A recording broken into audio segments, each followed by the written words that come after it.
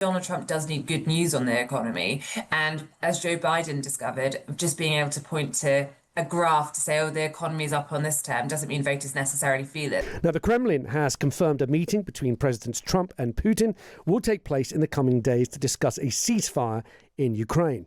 The White House had suggested that meeting was conditional on the Russian leader meeting Volodymyr Zelensky. Well, Times Washington editor Katy joins us now. Katy, good afternoon. Katy, are you with us? Good afternoon. Oh, thank you, Katy. Trump's deadline for Russia to agree a ceasefire in Ukraine or face more sweeping actions is due to expire tomorrow, this Friday. Will this meeting take place before the deadline? Well, all we know is it's going to be in the coming days. But I think the fact that this meeting is in the works, and obviously the US side have spoken about that, and also the Kremlin, means that I think that we're going to see once again that Donald Trump doesn't get too much into the small print when it comes to the deadlines he sets. He often changes the deadlines, extends the deadlines, axes the deadlines, and then say, well, I can do that because I'm president. And I think the view of those around Donald Trump is he's set this deadline, and as a result, the ball has got rolling when it comes to a meeting, whether that is Friday or early next week. Katy, what do we know about Volodymyr Zelensky's involvement? At some point, there was a rumour going around that there would be a meeting between the three presidents, Volodymyr Zelensky, Vladimir Putin and Donald Trump. Is that likely to happen? I think that's the next stage. So ultimately, the White House would like a situation whereby the US and Russia agreed some terms, and then at the next point they would be able to bring in Zelensky, the Ukrainian leader. And I think that is seen as the summit where you might actually be able to make some key decisions, some key concessions probably when it comes to what a deal to end the war might look like. But there is more resistance when it comes to getting a meeting where Putin and Zelensky would both be there. And the view of the Kremlin is the conditions have not been met yet. So I think whether or not that happens really depends on how the initial meeting goes between Donald Trump and Putin. Now, Trump's sweeping new tariffs on more than 90 countries around the world have come into effect. What's been the response and the reaction in Washington? So I think probably the first thing to note is just, if we go back to Liberation Day, as Donald Trump called it, when he had, his big board and he was pointing at all the reciprocal tariffs, as he called them, the reaction across America, I think in New York, obviously the finance capital, it was particularly negative, the reaction. But even in Washington, D.C., you had some people saying, oh, this is genius from Trump. But behind the scenes, you had worry about how it's landing, market panic and so forth. So I think what's interesting, the point we are now, it feels pretty calm. Yes, people are talking about the tariffs to a degree, but it's not necessarily the main conversation in Washington, D.C. today. And I think that speaks to the fact that things feel as though they have calmed.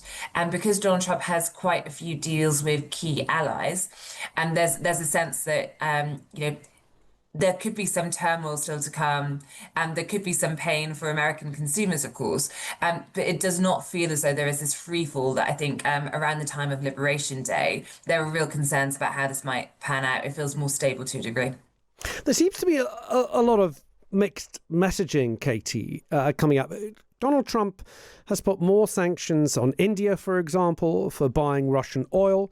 At the same time, he's announced more money going to Ukraine to help their defense against the Russian army.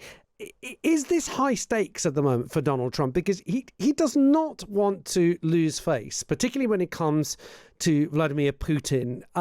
He has a strange relationship with the Russian president, but I don't think he's going to take it kindly if Vladimir Putin leads him along the garden path of perhaps finding a ceasefire solution to this problem and then doing what Russia has been doing with the latest ceasefires, which is breaking them. Exactly. And we have seen Donald Trump getting increasingly frustrated at this. In the interviews when he was in Turnberry, his golf course in Scotland, holding court, he was talking about how he was getting very fed up with Putin because he would have what he thought would be a good conversation and he'll say, personally, I get on with the guy. And then he goes home and his wife, the first lady, will have the TV on, and all of a sudden they've seen that Putin has just, launched an attack. So I think that patience is running out. But yeah, we still don't know how far Trump is really willing to go if they don't find this peace deal, because he has talked in the past about taking tough action on Russia and then often back down. So how far would sanctions go? What does that look like? Certainly, he is warmer towards Ukraine than he was if you go back to that Oval Office meeting between Zelensky, JD Vance, and President Trump. We're a long way from that now. I think the tables have turned in terms of patience, more with Ukraine and frustration with Russia. Mm-hmm. In terms of popularity, Katy, I'm looking at Donald Trump's net approval. At the moment, it stands, this is an average of lots of polls that can be found on Net Silver's website. He's standing on about just minus 8.7% net approval. What's more interesting is that on economy, trade and inflation, he's on negative net polling. So people thinking that he's not doing a great job. Does he need this meeting with the Russian president to succeed?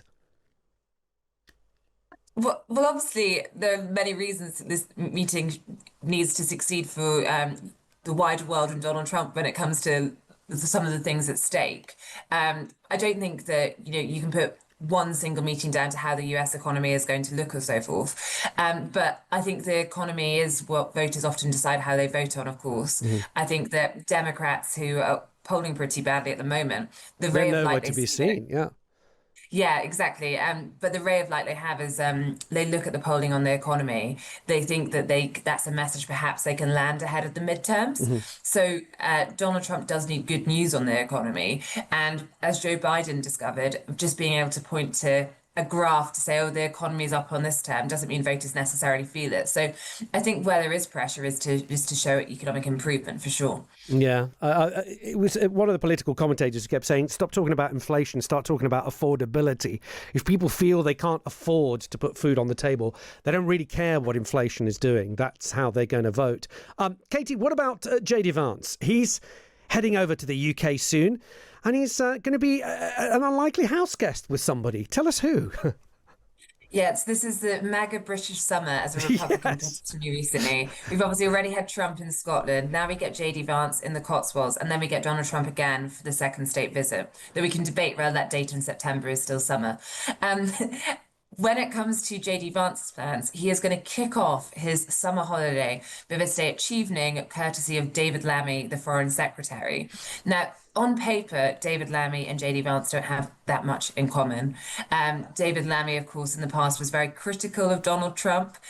Their politics are in different places, but they've struck up quite an unlikely bromance, if I dare use the word.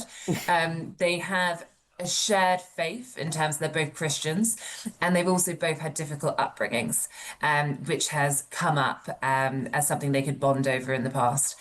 He's staying up to 3 nights, I'm told, at Chevening, so I hope they have lots of conversation topics. Yeah, there's going to be plenty to talk about. But they have stayed, has David Lammy's family stayed with the Vances in the US before?